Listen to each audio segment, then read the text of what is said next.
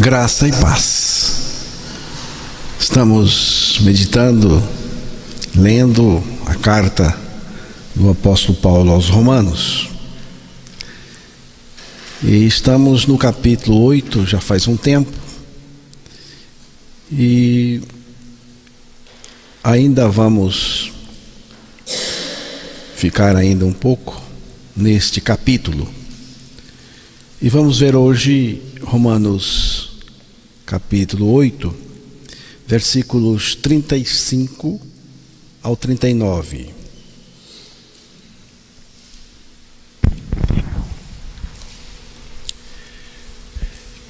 Quem nos separará do amor de Cristo? Será tribulação, ou angústia, ou perseguição, ou fome, ou nudez, ou perigo, ou espada? Como está escrito: por amor de ti somos entregues à morte o dia todo, fomos considerados como ovelhas para o matadouro. Em todas estas coisas, porém, somos mais que vencedores, por meio daquele que nos amou. Porque eu estou bem certo de que nem a morte, nem a vida, nem os anjos, nem os principados, nem as coisas do presente, nem do porvir, nem os poderes, nem a altura, nem a profundidade, nem qualquer outra criatura poderá separar-nos do amor de Deus que está em Cristo Jesus, nosso Senhor. Que Deus revele sua palavra aos nossos corações. Aqui Paulo faz uma pergunta muito importante: quem nos separará do amor de Cristo? O que nos separará do amor de Cristo? A tribulação?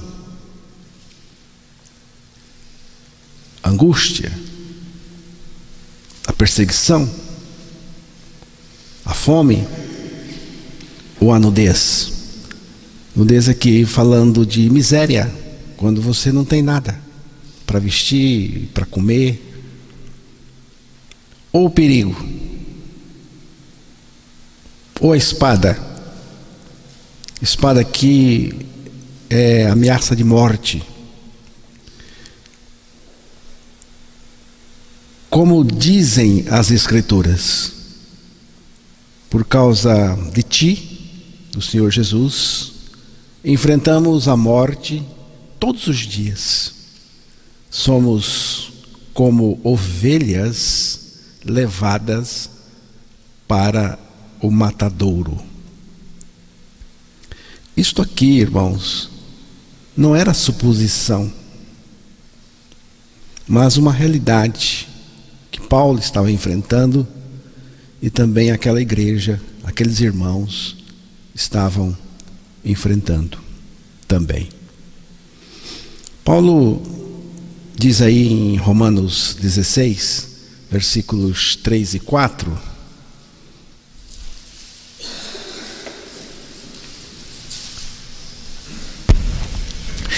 Saudai Priscila e Áquila, meus cooperadores em Cristo Jesus, os quais pela minha vida arriscaram a sua própria cabeça, e isto lhes agradeço, não somente eu, mas também todas as igrejas dos gentios.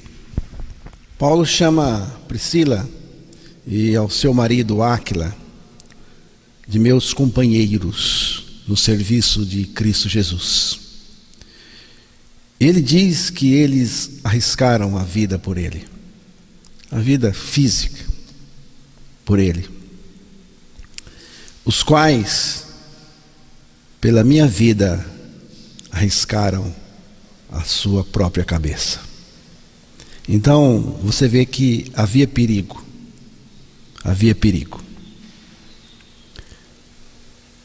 Acontecer a qualquer momento. Isso poderia acontecer a qualquer momento com qualquer um daqueles irmãos. Eles estavam arriscando a cabeça, literalmente. Você não está. Você não está arriscando a cabeça, literalmente, neste momento. E você também não está passando por coisas como aqui foram colocadas. Tem perseguição? Tem. Tem sofrimento? Tem. Mas não vamos comparar as coisas. E a igreja de Roma, aqueles irmãos precisavam ser estimulados. Estimulados de uma maneira correta. E Paulo vai dizer: estou bem certo. Ele não tinha dúvida nenhuma. Ele tinha convicção. Estou bem certo de que nem a morte, nem a vida, nem os anjos, nem os principados, nem as coisas do presente, as coisas que estão acontecendo no momento, nem do porvir, do futuro, nem os poderes, nem a altura, nem a profundidade, nem qualquer outra criatura poderá separar-nos do amor de Deus que está em Cristo Jesus, nosso Senhor. Quem nos separará do amor de Cristo? Repare bem, preste bem atenção. A pergunta não foi quem nos separará do nosso amor a Cristo, mas quem nos separará do amor de Cristo, do amor dele por nós. Eu preciso crer nisso. É o amor de Deus derramado na cruz. E este amor de Deus derramado na cruz é uma pessoa. É o próprio Cristo que ali se entregou por nós. Foi morto por nós. Cristo foi crucificado por nós e com cada um de nós em seu corpo. Depois disso, ele foi ressuscitado e nós também fomos ressuscitados juntamente com ele. E a partir da nossa morte e da nossa ressurreição juntamente com Cristo, principalmente a partir da nossa ressurreição com Ele, Ele está em nós, em uma união indissolúvel, não pode ser desmanchada, desfeita. Já estou crucificado com Cristo e vivo não mais eu, mas Cristo vive em mim. Agora sim, agora nada pode nos separar dele, do Senhor. Eu creio no amor de Deus por mim. Eu não duvido em nenhum momento, eu não duvido do amor de Deus por mim. Eu creio no amor de Deus por mim. E o amor de Deus por mim é eterno. É eterno. Não é passageiro. É eterno. É um amor de eternidade a eternidade. Porque assim é Deus. Deus é assim. Salmo 90, versículo 2.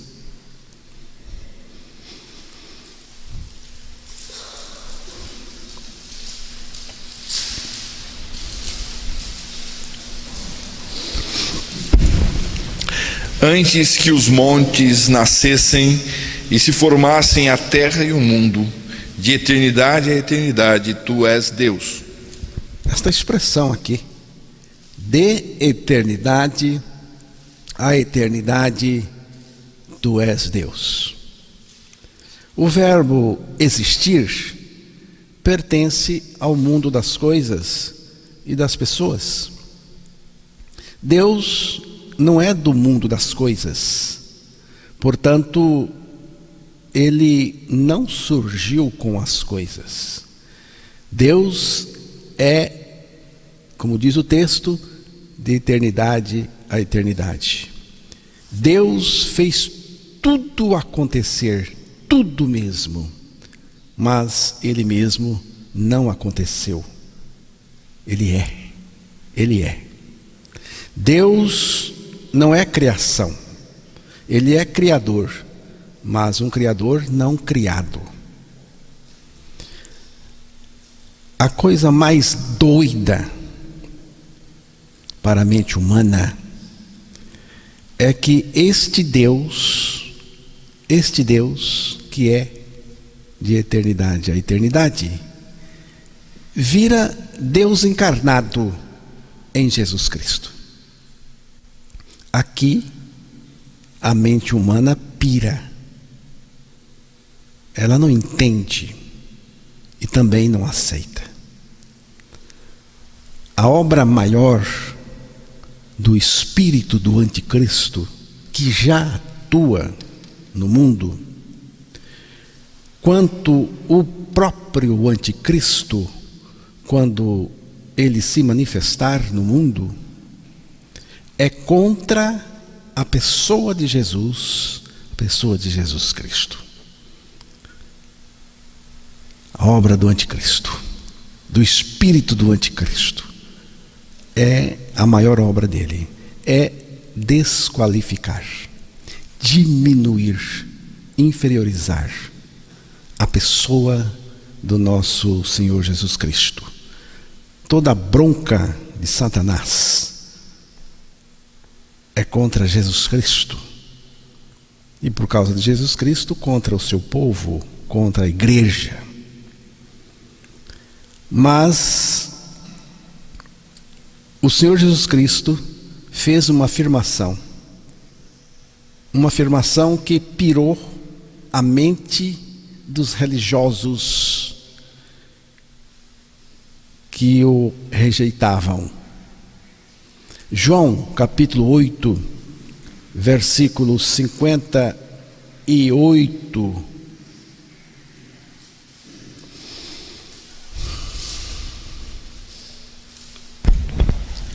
Respondeu-lhes Jesus: em verdade, eu vos digo, antes que Abraão existisse, eu sou. O Senhor Jesus fez aqui uma afirmação nítida de ser Deus, não um Deus menor, o próprio Deus. Ele não disse, antes que Abraão existisse, eu era. Ele não disse isso. Porque isso poderia significar que ele veio a existir antes de Abraão. Mas ele não falou assim. Antes, ele usou o nome de Deus. Eu sou. O eu sou. Jesus é o eu sou. Ele mesmo disse. Ele é o próprio Deus. O Senhor Jesus habitou com Deus Pai desde toda a eternidade. Nunca houve um momento em que ele veio a existir ou em que ele não existiu. Isso jamais. Por essa razão, ele disse, antes que Abraão existisse, eu sou. Ele não disse eu era, eu sou. E os religiosos que estavam ouvindo, os religiosos judeus, entenderam perfeitamente o que ele queria dizer. Entenderam perfeitamente. E ficaram possessos, tomados de raiva e ódio, e imediatamente tentaram executar, matar Jesus ali mesmo. Porque o que Jesus disse era inaceitável para eles. Porque Jesus disse que ele é Deus. Veja o versículo 59 de João 8. Foi nesse momento que eles tentaram executar o Senhor. Então pegaram em pedras para atirarem nele, mas Jesus se ocultou e saiu do templo. Você vê que raiva eles tinham de Jesus, e ainda tem. Quando você vê um grupo, um sistema religioso, seja quem for, uma pessoa tentando inferiorizar Jesus, dizer que ele foi criado, que ele não é Deus, você já pode enquadrar nesse mesmo grupo aqui também. Ele estava afirmando ser Jeová. Foi por essa razão que procuraram apedrejá-lo, porque para eles isso que Jesus disse era um insulto à divindade e à religião deles. Estavam relutantes em aceitar o fato de que o Messias estava no meio deles. O ser humano, com a sua lógica escrava e com o seu entendimento limitado, não consegue descansar na suficiência de Deus, que se revela como eu sou. E Jesus é o eu sou. O adorador cai diante dele dizendo: maravilhoso Senhor, eu não posso te entender, mas posso te adorar e crer na tua suficiência. É assim que eu me apresento diante dele. O Senhor Jesus não precisa provar que ele é Deus. Ele não precisa provar nada. Ele não precisa provar nada para ninguém. Quem é, não precisa provar. Ele é Deus e ponto final. Cristo veio me salvar porque eu era um pecador, miserável, indigno, egoísta e merecedor do inferno. Eu creio, irmãos, que ele veio porque tinha um interesse particular em mim. E esse interesse era me salvar de mim mesmo. Se você quiser, se identifique também com esse interesse de Deus. Não há salvação sem a identificação do homem com Deus. Por isso, Deus mesmo veio a este mundo, verdadeiramente Deus e verdadeiramente homem, para identificar o homem pecador com ele na cruz e fazê-lo participante da sua morte e também da sua ressurreição. Cristo é o meu Salvador, porque foi à cruz, tomou o meu pecado, assumiu a minha culpa, morreu a minha morte, para que eu pudesse morrer com ele para o pecado. E ressuscitou para viver em mim.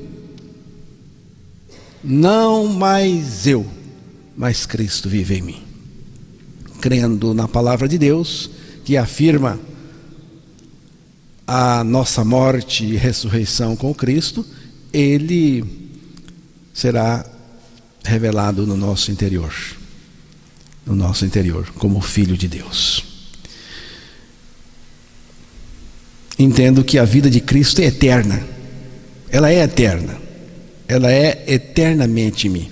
Cristo vive eternamente em mim, porque Ele é de eternidade em eternidade. O tempo deixará de existir para mim, mas já estou em Cristo e Cristo está em mim. Depois estarei com Ele no estado eterno. Cristo é a vida eterna em mim. De eternidade em eternidade, tu és Deus, mas tu és Deus em mim. Preste atenção neste detalhe. Agora, tu és Deus em mim. Não tente entender, apenas creia. Entenderá um pouco depois. Nada e ninguém separará a gente do amor de Cristo, do amor de Deus em Cristo. O nosso Deus, através de sua palavra, nos dá essa certeza. O amor de Cristo por nós é antes do tempo e depois do tempo. Numa cruz, ele provou, demonstrou para nós o quanto nos ama.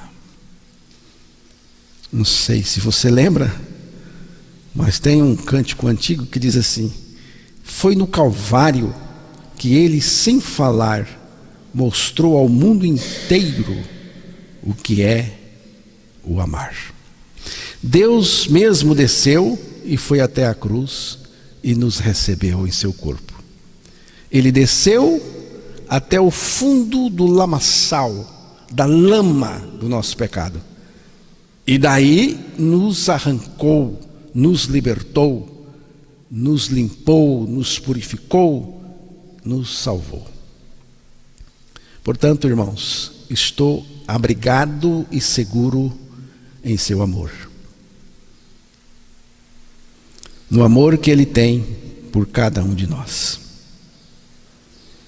A grande revelação do Novo Testamento é esta: nós em Cristo e Cristo em nós. João capítulo 14, versículos 20 a 23. Naquele dia, vós conhecereis que eu estou em meu Pai, e vós em mim, e eu em vós. Aquele que tem os meus mandamentos e os guarda, este é o que me ama. E aquele que me ama será amado por meu Pai, e eu também o amarei, e me manifestarei a ele. Disse-lhe Judas, não o Iscariotes: de onde procede, Senhor, que estás para manifestar-te a nós e não ao mundo? Respondeu-lhe Jesus: se alguém me ama, guardará a minha palavra, e meu Pai o amará, e viremos para ele e faremos nele morada. Irmãos, o objetivo de Deus é revelar Cristo em nós como o nosso tudo. Se você já descobriu que Cristo é tudo, então já descobriu também que não precisa de mais nada além dele na sua vida espiritual. Você acha que Deus tem algo maior e melhor do que o seu Filho revelado em nós? O objetivo mais elevado na salvação de Deus é Cristo em nós, é a pessoa do Senhor em nós. Cristo dentro de nós é o projeto eterno de Deus. A vontade de Deus para nós é revelar Cristo cada vez mais no nosso interior, para que o conheçamos. Temos que gozar dessa riqueza sem fim, que é Cristo em nós. Cristo é inesgotável.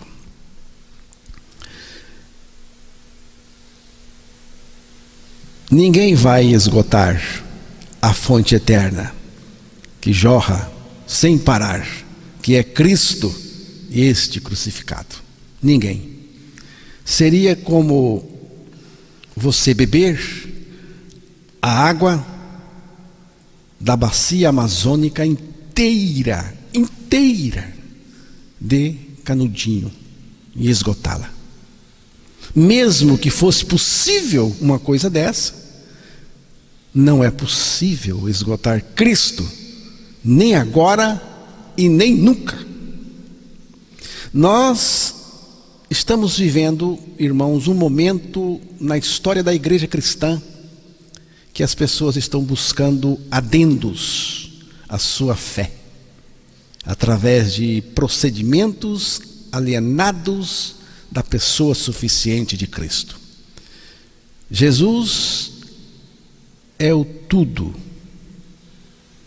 e também o essencial, mas a cristandade pós-moderna do nosso tempo está buscando acessórios, aquilo que é de somenos importância ou de importância nenhuma. Meu tudo é Cristo, nada me falta, porque Cristo é tudo para mim em mim. Ele é tudo para mim em mim. Não é fora de mim.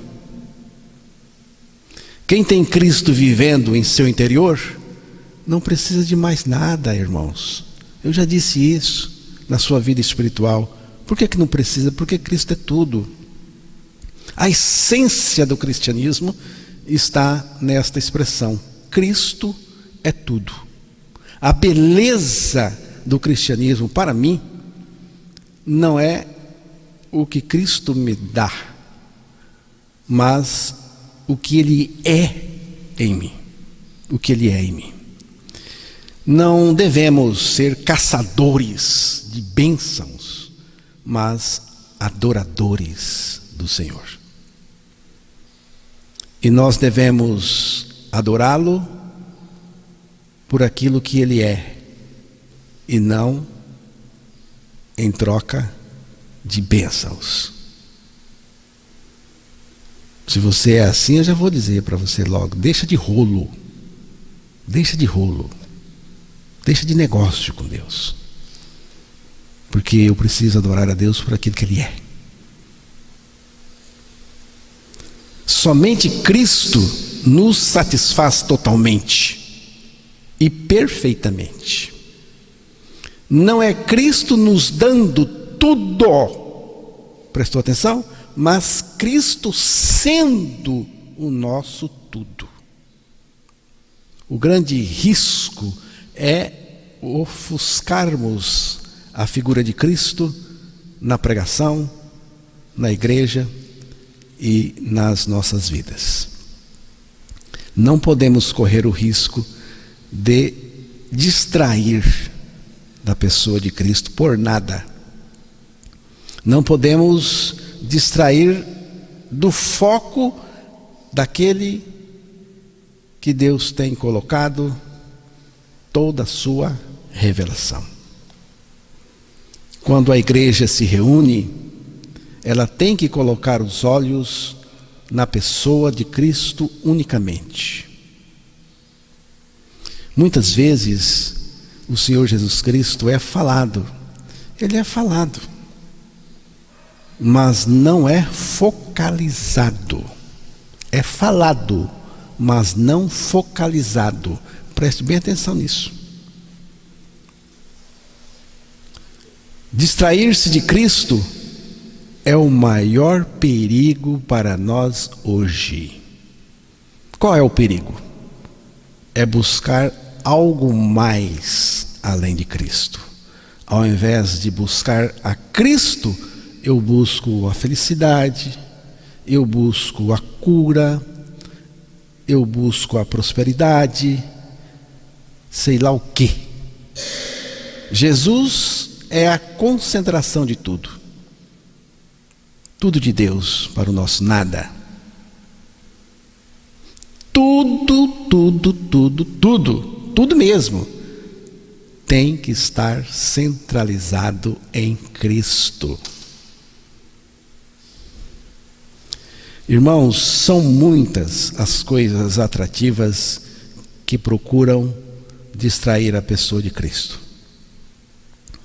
Mas nós não podemos perder o foco de jeito nenhum, mesmo que fiquemos sozinhos. E essa é a tendência.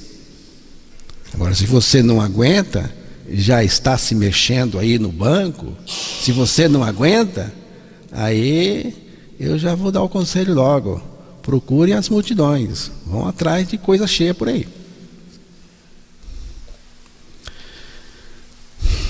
Atos capítulo 8, vamos ver aqui o que a igreja primitiva pregava.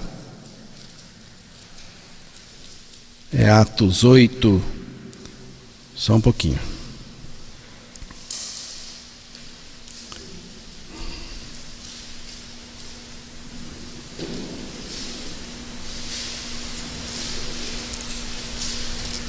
É que eu saí do texto, estou voltando nele aqui. Vamos ver então o que a igreja primitiva pregava, qual era o foco da igreja primitiva. Atos 8, versículo 5. Filipe, descendo à cidade de Samaria, anunciava-lhes a Cristo. Quem que ele anunciava? Cristo. Cristo. Ele não foi lá dizendo: estou fundando uma religião, uma igreja tal, rua tal. Ele, não. Estou aqui anunciando Cristo. Cristo. Cristo. Versículo 25. Eles, porém, havendo testificado e falado a palavra do Senhor, voltaram para Jerusalém e evangelizavam muitas aldeias dos samaritanos. Mas o que eles ensinavam? As palavras do Senhor, não são as nossas palavras. Versículo 35. Então Filipe explicou, e começando por esta passagem da Escritura, anunciou-lhe a Jesus. Anunciou Jesus. Atos 5:42. E todos os dias no templo e de casa em casa não cessavam de ensinar e de pregar Jesus o Cristo. Esse texto é maravilhoso, hein? Todos os dias eles anunciavam Jesus Cristo. Todos os dias, nas casas, todos os dias. E 9:20. Atos 9:20. E logo pregava nas sinagogas a Jesus, afirmando que este é o Filho de Deus. Você vê que toda a mensagem da igreja primitiva estava focalizada, centralizada na pessoa de Cristo. O foco da igreja primitiva era Cristo. O ensino dela era Cristo.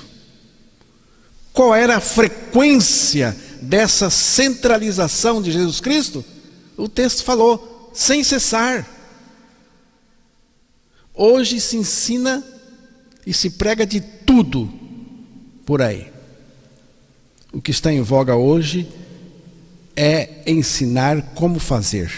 Como fazer. Mas você não precisa que eu lhe ensine como você fazer.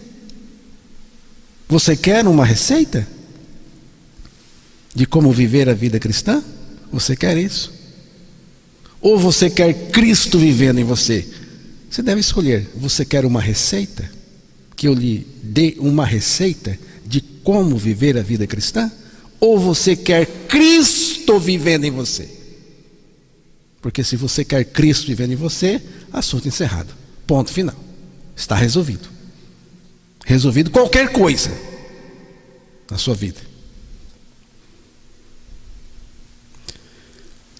E tem mais um. Cristo não vai deixar você na mão. Não confie em você, porque você deixa você na mão. Agora, Cristo não vai deixar você na mão. Se Cristo está em nós, no comando de tudo, não precisamos temer nada.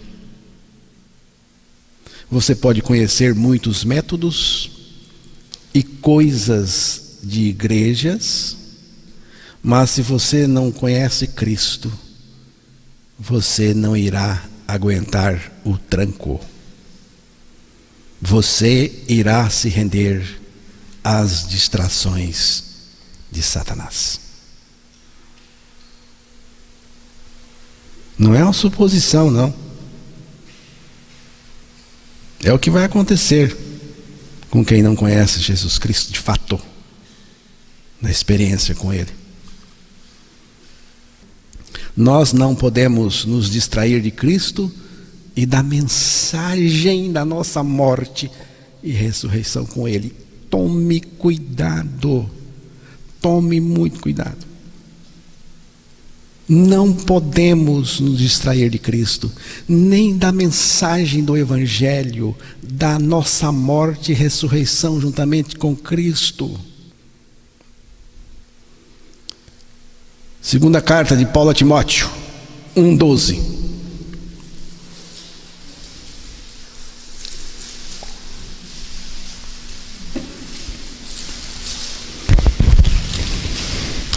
E por isso estou sofrendo essas coisas. Todavia não me envergonho, porque sei em quem tenho crido, e estou certo de que Ele é poderoso para guardar o meu depósito até aquele dia. Olha isto. Eu sei em quem tenho crido, e estou certo de que é poderoso para guardar o meu depósito até aquele dia. O momento do apóstolo Paulo era de luta intensa, muito sofrimento e risco de vida. Mas a sua convicção pessoal era inabalável. Eu sei em quem tenho crido. Estou certo de que é poderoso para guardar o meu depósito até o fim. Paulo estava convencido de que toda a situação e ele próprio estavam nas mãos de quem ele chamou poderoso para guardar. Poderoso para guardar. Ele não diz, eu sei no que. Ele não disse isso. Paulo não diz, eu sei no que tenho crido, mas em quem é uma pessoa, em quem tenho crido. Ele não estava crendo em algo, mas em alguém que ele chamou de poderoso, poderoso para guardar o meu depósito até aquele dia, ou até a sua volta. Até a sua volta. Tem gente que não crê mais que ele vai voltar. Tem gente que não crê mais que o Senhor vai voltar, e tem aqueles que acreditam que ele já voltou. É só o começo do engano dos últimos dias. Só o começo. E você pode ser enganado. Agora, se você tem essa experiência aqui, você não vai ser enganado. Mas quando você começa a se engraçar com o perigo, eu já desconfio dessa pessoa. Eu já desconfio dessa pessoa. Como que eu vou me engraçar com o perigo?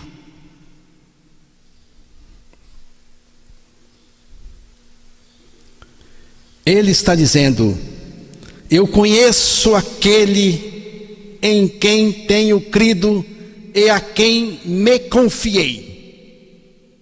Me confiei. E este Deus é Cristo. Cristo crucificado, com todos nós crucificados, juntamente com Ele, nele, ressurreto com todo o poder, no céu e na terra, vivendo em nós, com todo o recurso que Ele tem. Você acha pouco?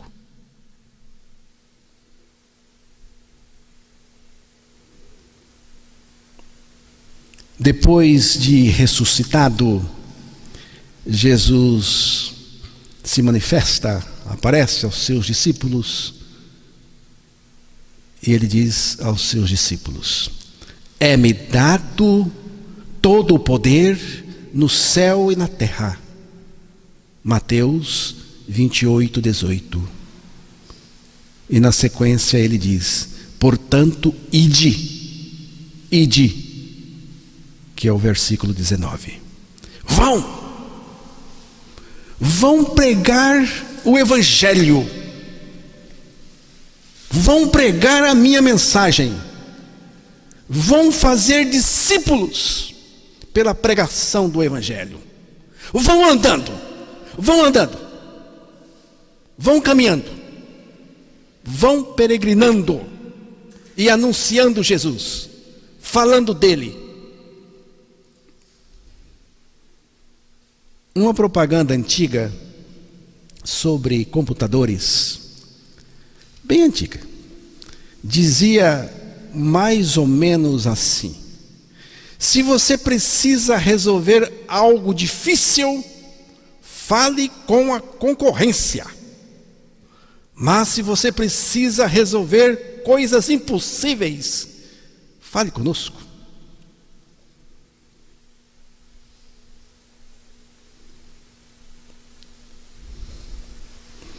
Se você quer uma vida legal,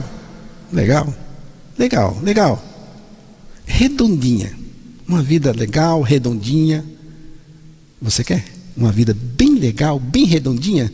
Fale com a concorrência. Tem muita concorrência aí, fale com ela. Ela arranja para você uma vida legal, redondinha. Mas se você quer ter uma vida santa, de verdade, liberta do pecado, de fato, fale com Cristo. Ele tem para você. Se você quer uma caminhada mais ou menos, fale com a concorrência. Mas se você quer uma vida liberta em Cristo, uma vida em Cristo, fale com Ele. Se você quer uma caminhada mais ou menos, fale com a concorrência. Mas se você quer uma vida sem altos e baixos, uma vida sem retrocesso, sem apostasia, uma vida perseverante, segura, convicta,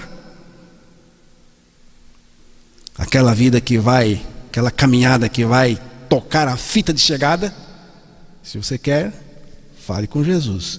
Ele consegue isso para você. É-me dado todo o poder no céu e na terra.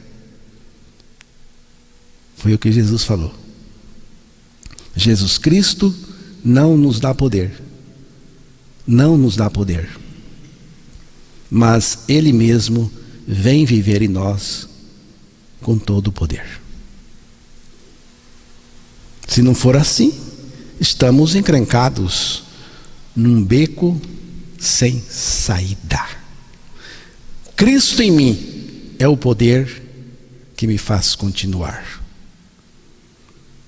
Se você quer viver na dimensão do razoável, você não precisa de Jesus, tá bom? Se você quer viver na dimensão do razoável, você não precisa de Jesus e nem do Evangelho.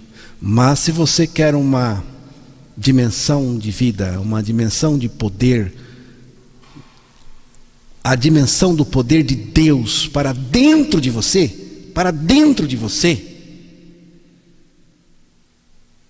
então você precisa necessariamente desta experiência.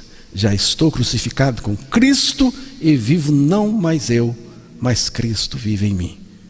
Aqui você tem a dimensão do poder de Deus para dentro de você. Aquele que tem todo o poder revelado no seu interior, se manifestando e vivendo. É preciso crer nisto. Não tenho, falando de mim, não tenho a menor ideia de como estarei fisicamente e materialmente no futuro. Mas certamente eu estarei em Cristo e Ele em mim. e depois com Ele no estado eterno. Cristo é a minha salvação, a minha esperança, o meu suporte, a minha garantia e a minha suficiência. Cristo em mim é o poder que me faz continuar. Cristo é a minha suficiência do começo ao fim. Eu sei em quem tenho crido.